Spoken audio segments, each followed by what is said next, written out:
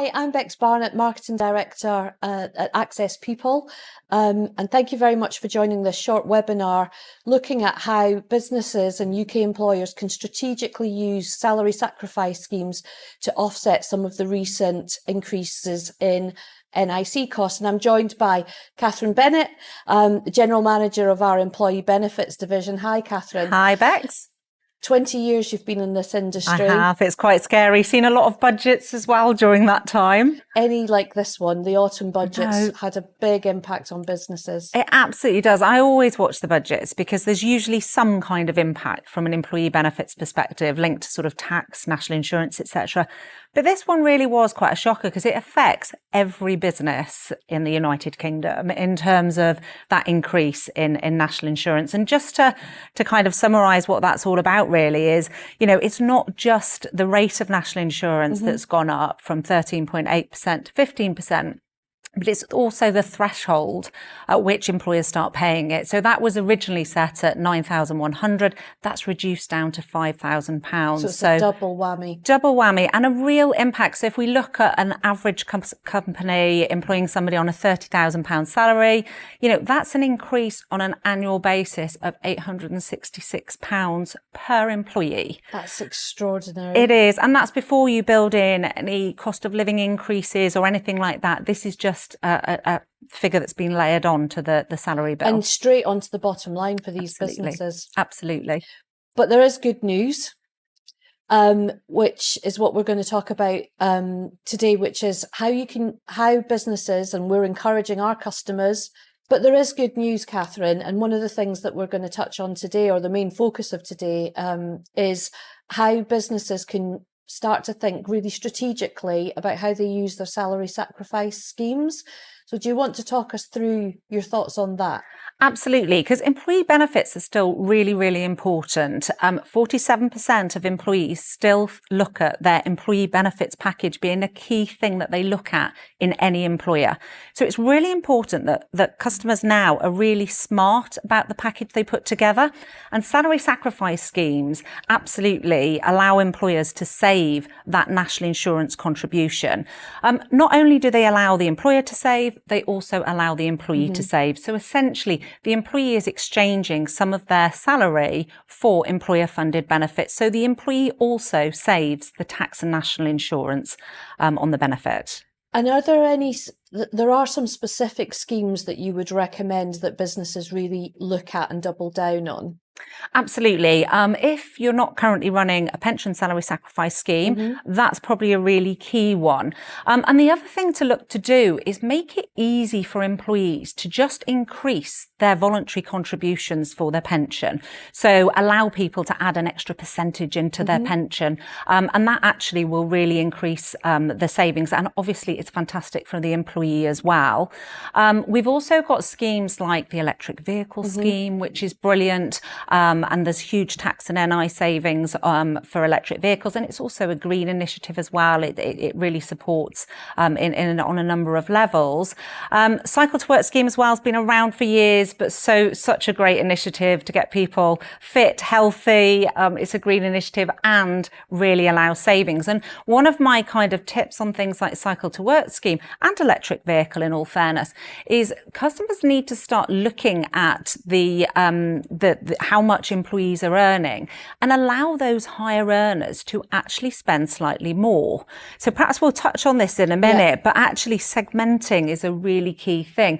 But the other scheme that really does deliver huge savings, and we've seen sort of, you know, seven-figure sum savings for some of our customers on this, is actually running a holiday buying scheme. So allow employees to exchange some of their salary for extra time off, essentially. So holiday trading. Holiday trading, yeah. And a lot of businesses now don't tend to look at the holiday selling piece. It's more holiday buying. Holiday selling, you want people to take their holidays, but allowing them to top that up. It's great from a well-being perspective as well, because people can use it to balance their sort of work-life balance, etc. Understood. So let's come back onto that point, because I know we wanted to touch on it, because we've been working quite intrinsically with a number of our customers to kind of review how they orchestrate their salary sacrifice schemes. And there's some tips and tricks, aren't there, that we can share on how to do that through segmentation? Absolutely, and this is really a key one. And traditionally, you've got customers who would say, unless I can offer this employee benefit for everybody, I'm not offering it at all. And holiday trading is actually one of those. So even in industries where you've got people on national minimum wage, or perhaps you're manufacturing and you've got a line and you need a certain number of people to run it, so you can't just allow everybody to buy more holiday. Actually, by segmenting the employee base and actually giving those that are able to buy it, that aren't going to need to be backfilled, you can actually still deliver huge savings. And that savings pot then can really go to mitigate costs across the board. So, yes, we're going to have a whole proportion of employees that are on national minimum wage, but actually you can then invest in more benefits that will also benefit those as well, so by like instant discounts, etc. That again will really support all employees essentially. So the key message being, it doesn't necessarily, your benefit schemes don't have to be a one size fits all. You can tailor them depending on the different demographics. Yeah, and I think, one of the things we do is we'll work with businesses of all shapes and sizes, and, smaller businesses. We offer some really great off-the-shelf solutions that will allow employees to run all of these salary sacrifice schemes with, really light touch from their perspective. But also, we really recognise that we deal with customers that have got real complex needs and requirements, and some benefits will be relevant to some employees and not others. So again, we will work with them to, as you say, segment that workforce, make sure we're offering and communicating the right benefits to the right demographic to really enhance both the employee saving, but also that all important national insurance saving from a salary sacrifice scheme. So let's try and talk about some numbers. I know we can't go into any specifics, but I think you've got some like real life examples of where we've helped customers save We have significant amounts of money in some cases. Absolutely. And, we've recently been working with a relatively small organisation with 200 employees, and they did very little with regards to salary sacrifice prior to engaging with us. And, when you look at how much their national insurance contribution is going to go up by actually running a cycle to work scheme, electric vehicles, and also pulling through pension contributions, will actually increase their national insurance savings by over £60,000, which if you offset that, is almost a third of the cost of the increase in national insurance. So it's a big offset. It's a big offset.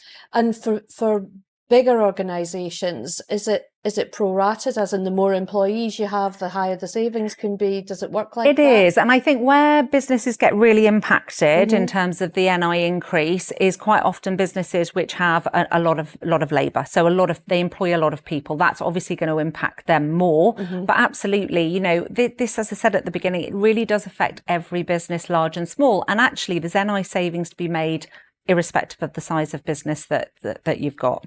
So the key message would be scale your employee benefits offering, but segment it based on different demographics within your user base. And I know one of the things you're really passionate about, Catherine, is driving adoption.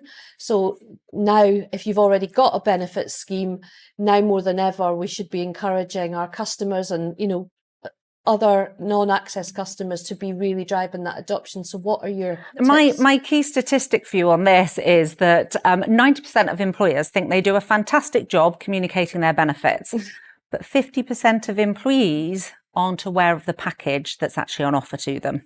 Now, some of that can be because their benefits are spread all over the place and they're really hard to just log in somewhere and actually see everything. So again, pulling all of those benefits together on a single platform is really important.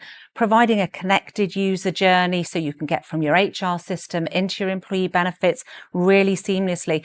And also providing really targeted communications to the relevant employees. So, for a slightly older employees, you're looking at pension schemes being a really key driver, etc. So communicate it out and make it really clear to them. Actually, this is what it will cost you to add an extra percentage into your pension. Work with your pension provider to do some webinars and things like that again can be embedded into your benefit platform. So again, that message can really be spread, across all your employees. So Catherine, thank you. We've covered a lot of ground. We've talked about the actual NI implications for businesses. We've talked about the schemes that can make the biggest impact. You've given some fantastic examples of, significant savings that businesses can make if they're a little bit smarter about how they use their employee benefits package. And we've actually created a report that can complement the webinar that you've just watched. But also, Catherine, I think you've got a message to any business, not just Access customers. Yeah, absolutely. I mean, we're quite happy to work with any business to really look at producing a detailed return on investment. What I mean by that is all businesses are different. They have different average salaries. Some will have some national minimum wage employees, and we can really work with businesses to come up with actually what is a realistic saving that you can make if you're really smart about the benefits that you're going to implement. So yeah, salary sacrifice is absolutely key, but being smart about implementing them is really key.